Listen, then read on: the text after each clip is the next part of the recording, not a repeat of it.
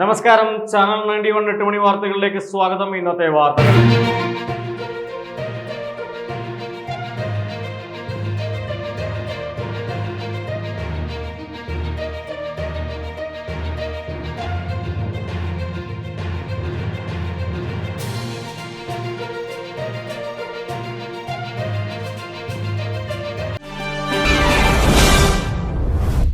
വനിതാ CPO ഉദ്യോഗാർത്ഥികളുടെ സമരം rank പട്ടികയിൽ കുറെ പേർ ഉണ്ടാകും. അതിൽ എല്ലാവർക്കും പ്രവേശനം ലഭിക്കുകയില്ല. PK ശ്രീമതി.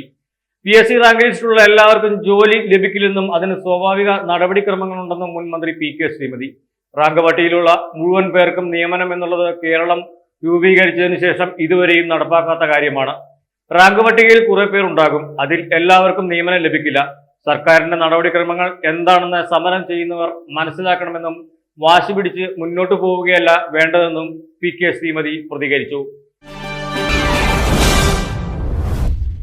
ആശാപ്രവർത്തകരുടെ വിരമിക്കൽ പ്രായം 62 വയസ്സാക്കിയ നടപടി മരവിപ്പിച്ച് ഉത്തരവിറക്കി. സമരക്കാരുടെ പ്രധാന ആവശ്യങ്ങളിൽ ഒന്നായിരുന്നു ഇത്. മന്ത്രിയുമായുള്ള ചർച്ചയ്ക്ക് പിന്നാലെ മാർഗരേഖ പിൻവലിക്കുമെന്ന് ആരോഗ്യമന്ത്രി വാക്കാൽ ഉറപ്പു നൽകിയിരുന്നു. ഈ ഉറപ്പാണ് ഇപ്പോൾ ഉത്തരവായി സർക്കാർ പുറത്തിറക്കിയിരിക്കുന്നത്. അതേസമയം വിരമിക്കൽ ആനുകൂല്യം 5 ലക്ഷം രൂപ നൽകണമെന്നതും പരിഗണിച്ചില്ല. പ്രശ്നം പഠിക്കാൻ കമ്മിറ്റിയെ നിയോഗിക്കണമെന്നുള്ള തീരുമാനവും നടപ്പാക്കിയില്ല. ആശാപ്രവർത്തകരുടെ പ്രശ്നങ്ങൾ 3 മാസം കൊണ്ട് പഠിക്കാൻ ഒരു കമ്മിറ്റിയെ